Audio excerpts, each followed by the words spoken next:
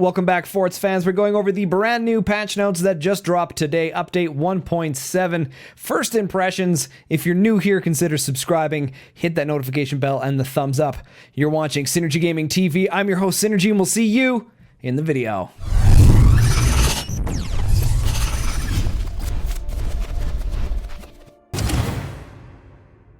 All right, guys, here are the patch notes. Forts Moonshot update 1.7. Words from the developers. Good day, Forts fans. Today we are bringing you a small update as we transition into Forts Ranked Online Multiplayer Season 6. Most importantly, everyone's favorite S-tier commander, Pinchfist, has had some adjustments made to bring him in line with other popular commanders. Owners of Moonshot are now able to manually select the original HUD in the options menu. Check out the patch notes below to find out more. Sounds good. Release 2020-0604A, change list. All right, so they've added option to manually select the HUD skins. That's actually kind of cool. You can kind of pick and choose. Actually, it would be really neat to see if they added custom HUDs, you know, for like $1 on the Steam market. I think that'd be really cool. I'd drop Forts some bucks for some custom skins. I think that'd be kind of neat. Moonshot is always available in ranked, as it should be. I never knew that it wasn't. I thought you had to play Moonshot if you were playing ranked. Community tournament medal. That's good. I mean, so they updated for the ranked players, got their medals. Dynamic list of available DLC to the main menu. Fair enough. A little bit of like quality of life. Moonshot HUD specific commander gauge. Nice. Little change there. Some UI stuff is always good. Add data.anti-air include and data.anti-air exclude to specify which anti-air weapons fire at which projectiles. That is kind of cool. Getting some optimization there. That could be really interesting, actually.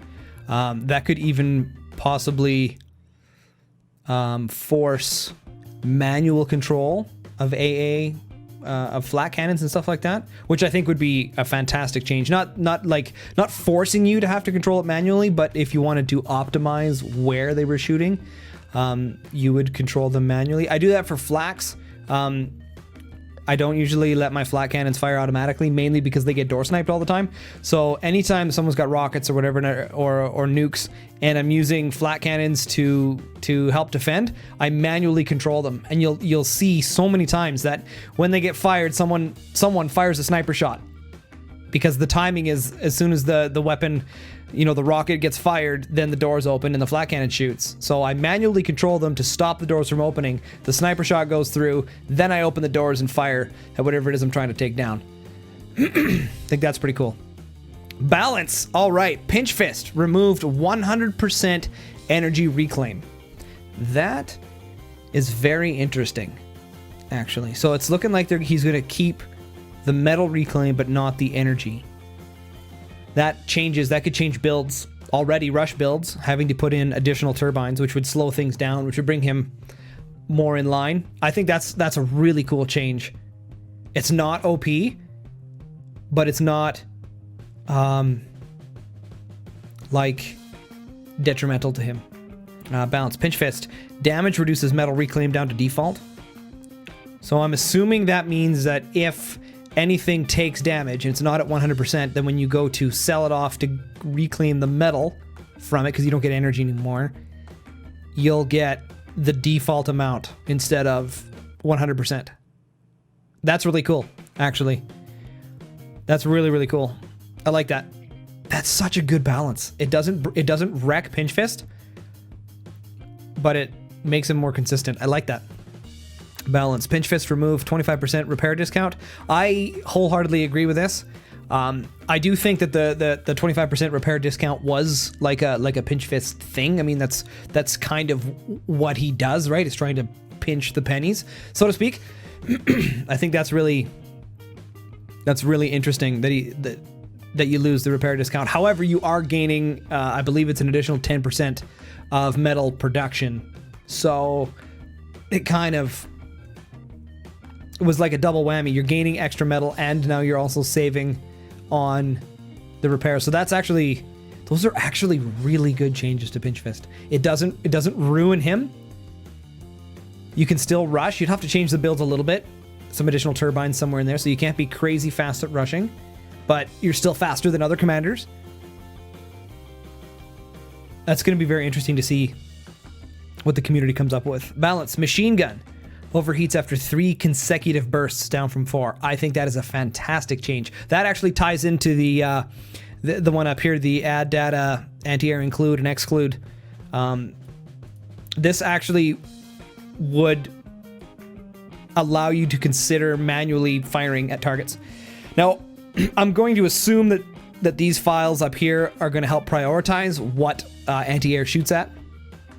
It also says up here too that specify which anti-air weapons fire at which projectiles. So maybe that flat cannons will be different than gunners.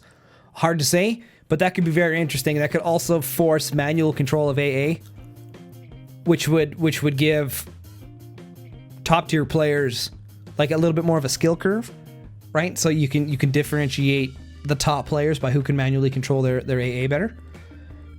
Possibly, that's cool. Improvement. Ping. Signal strength icon for ranked multiplayer lobby to avoid identification by exact ping. That's really cool. So a lot of players would be able to identify their opponent by their ping. So it's looking like they've ruled that out now, and they've just put in a strength icon, which is really cool. I think that's clever. Improve. Map, edit, list now remembers previous selections when returning from editor. Just a quality of life thing. File cache. Verbose. File cache verbose. Logging to make flow easier to understand. That's just a quality of life thing. Minor tweaks to some Steam Workshop error messages. Another quality of life thing. Fixes. This is probably where they got rid of a lot of the bugs. Fix. Conversion to flaming projectile can allow skipping of obstacles. I'm so glad they fixed that. It wasn't really optimized or used. It wasn't like exploited in the game. But essentially what would happen is that if you, for example, fired a cannon, okay, and just before it hits your enemy base, you light it on fire, it would cause the cannon shell to skip through the base and hit something like in the back. It would like teleport. It was really weird. It was super weird. It was almost never used in normal play, but it was a bug that I know some of the community had found.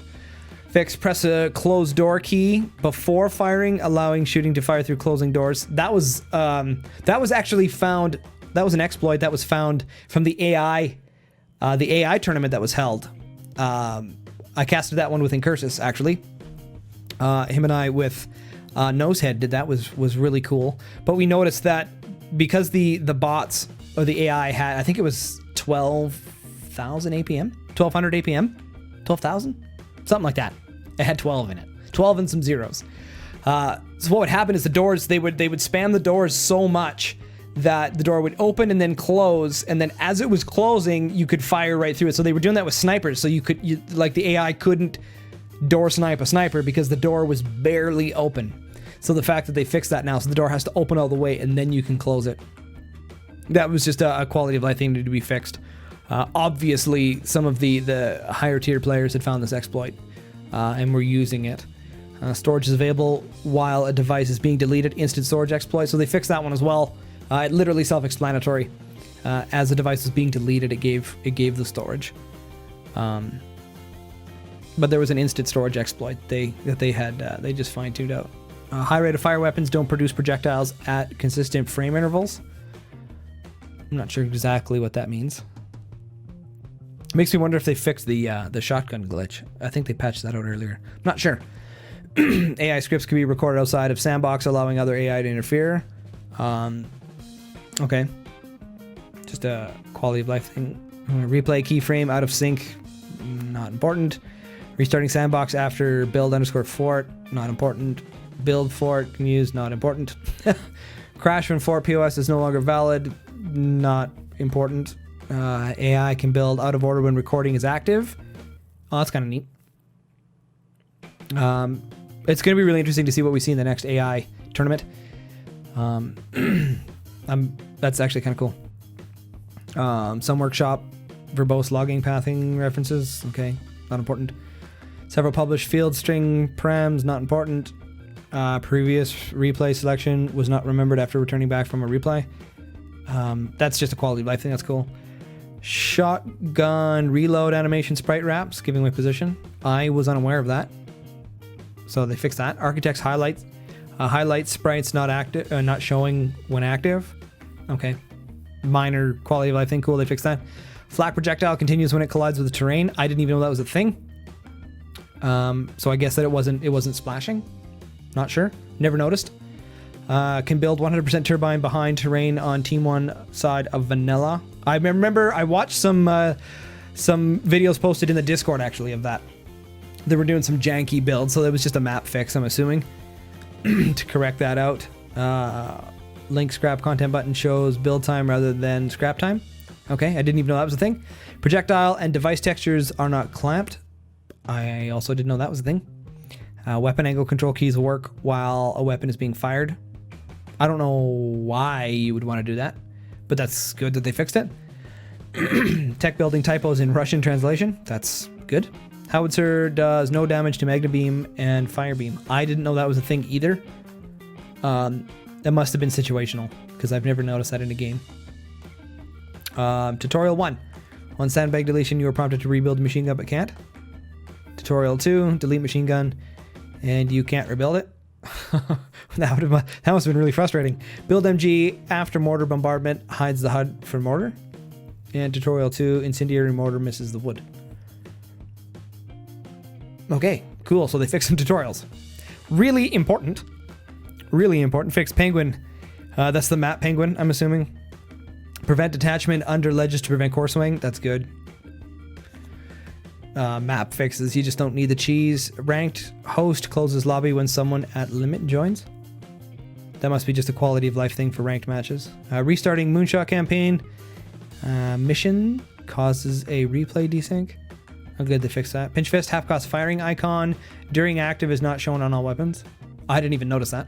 And I use pinch fist all the time. I never noticed. Doors can be opened when left clicking to repair. Oh. I didn't know that. That is sneaky. I'm glad they fixed that. So what that means is that if you right clicked and then on the menu clicked the repair, then you can still open and close the doors. Oh, what a cool little trick that would have been. Firebeam reload animation loops. Never noticed. No steam coming from Firebeam during reload. Considering how many times I use Firebeams, you'd think I would have noticed something like this. Firebeam reload steam and machine gun. Overheat steam vanishes during repair.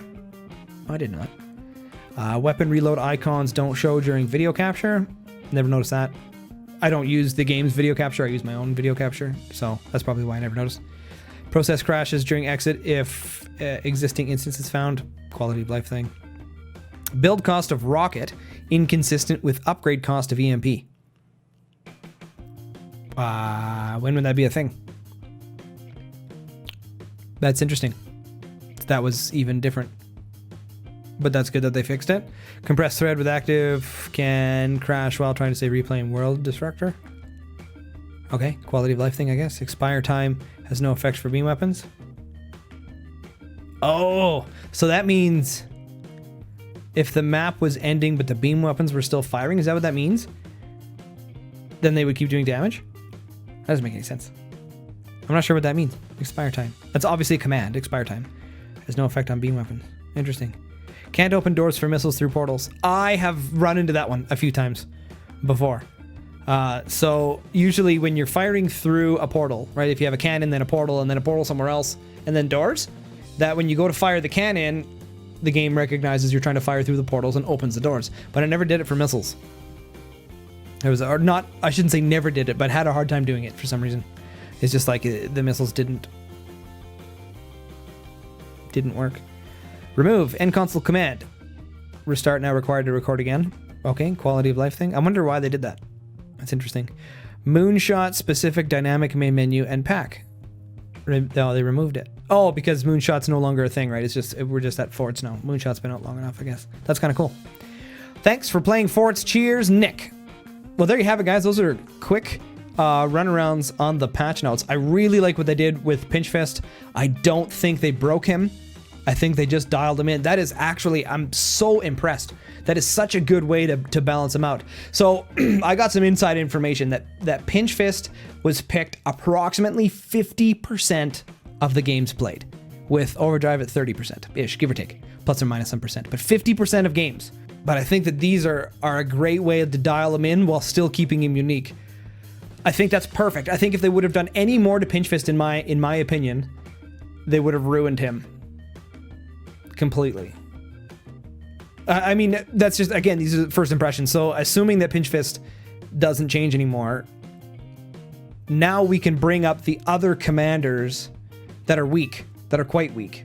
They all have unique abilities, but to strengthen their abilities a little bit more, I just don't think some of them have enough impact on the game. I've actually been putting together a little bit of a proposition. When it gets done, I'll send it off to the devs of just ideas that I've come up with for the commanders, just to help balancing things out, just ideas. You know, the more ideas, the better. And then also allowing the commanders to be more universal in 4v4 lobbies. Now, I know that there has been some speculation, some talk that they may or may not be doing individual commanders for each player, which I think would be super cool. In that case, then I think the commanders are relatively balanced. I think a few of them need a little bit of a pick-me-up to bring them into line, but if you could have if each player could pick a different commander, you could have defensive and offensive, and you could have rush, or you could have long game or short game, endless possibilities. The strategies that you could develop would be just awesome. It'd be really good. But those are the patch notes, guys, for update 1.7. Once again, make sure if you guys haven't subscribed, do that now. Make sure you hit the notification bell so that you get notified the next time we post a video here, and hit the thumbs up. Helps the videos get found on YouTube's crazy algorithm. Guys, thank you so much for watching. Once again, you're watching Synergy Gaming TV. I'm your host, Synergy, and we'll catch you guys on the flip side.